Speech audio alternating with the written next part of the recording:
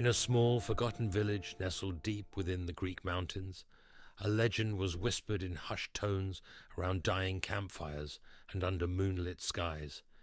It was a tale of terror, of a river that claimed the souls of those who ventured too close. Dimitri had grown up hearing these stories. As a child, he'd listen wide-eyed as his grandmother recounted the tale of the river that flowed with a malevolent spirit. She'd say, "The river is alive, Dimitri. It hungers for the unwary and the bold." But Dimitri was no longer a child. He was a man with a skeptical mind, hardened by the trials of life. He didn't believe in spirits or curses. To him, the river was just a river, and its legend was a superstition born from ignorance. One chilly autumn evening, driven by a combination of curiosity and defiance, Dimitri decided to explore the river for himself. He packed a small bag with essentials, a lantern, some food, a knife, and his journal. As he left his home, the villagers looked on with a mixture of fear and pity. They warned him, pleaded with him to stay away, but his mind was made up. The journey to the river was arduous. Dimitri trekked through dense forests, climbed rocky inclines, and navigated treacherous paths. The sun had begun to set, casting long shadows that danced ominously as he pressed on. By the time he reached the riverbank, night had fallen, and the full moon hung low in the sky, casting an eerie glow over the landscape. The river was not what Dimitri had expected. It was wide and dark, its waters unnaturally still. The air around it was heavy, almost oppressive, and the usual sounds of nature were eerily absent. Despite the unsettling atmosphere, Dimitri set up camp by the riverbank, determined to spend the night and document his findings. Hours passed, and as the moon reached its zenith, Dimitri began to feel an inexplicable unease. The stillness of the river seemed to seep into his bones, and he could swear he heard faint whispers carried by the wind. Shaking off the chill that had settled over him, he lit his lantern and started to write in his journal, hoping to distract himself from the growing sense of dread. But then he heard it, a low, almost imperceptible murmur coming from the water. He paused, straining to listen, and the murmur grew louder, more distinct. It was a voice, soft and seductive, calling his name, Dimitri. Dimitri. He stood up, clutching his lantern, and walked cautiously toward the water's edge. The voice continued, growing louder and more insistent. Dimitri, come closer.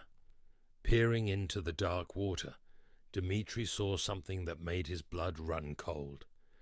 Faces, pale, spectral faces, swirled beneath the surface, their eyes wide with a mix of longing and despair. They seemed to be reaching out to him, their mouths moving in a silent scream. Heart pounding, Dimitri stumbled back, but the ground beneath him gave way, and he fell into the icy water. Panic set in as the coldness enveloped him, and he thrashed wildly, trying to find his footing. The faces in the water surrounded him, their whispers now a cacophony of tormented voices.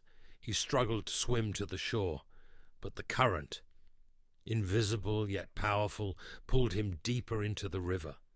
The more he fought, the stronger the pull became. His strength waned, and terror gripped his heart as he realized he was being dragged to the river's depths. As he was pulled under, Dimitri's mind was assaulted with visions, fragments of the river's dark history. He saw the souls of those who had perished here, victims of the river's insatiable hunger. Each face that had appeared in the water was a life claimed by the cursed current. He saw their final moments, their desperate struggles, and their silent screams. The river's whispers grew louder, now a chorus of malevolent glee. Dimitri, join us. Exhausted and unable to fight any longer, Dimitri felt his body grow numb. The cold seeped into his bones, and darkness closed in around him. He thought of his grandmother's warnings, the villagers' pleas, and realized too late that the legend was true. The river was alive, and it had claimed him as its latest victim. With his last breath, Dimitri's mind clung to one final desperate thought, a plea for forgiveness. The river's whispers turned to laughter as his vision faded to black, and he was pulled into the depths, joining the countless souls trapped within. The villagers never saw Dimitri again. Days turned into weeks, and hope turned to sorrow. They spoke of him in hushed tones, another name added to the river's long list of victims. The legend of Topotami grew stronger, a chilling reminder of the malevolent force that flowed through their land. And so the river continued its dark existence, waiting patiently for the next soul foolish enough to challenge its curse. It whispered and murmured, a constant, sinister presence in the heart of the mountains, its hunger never sated, its thirst for souls unending.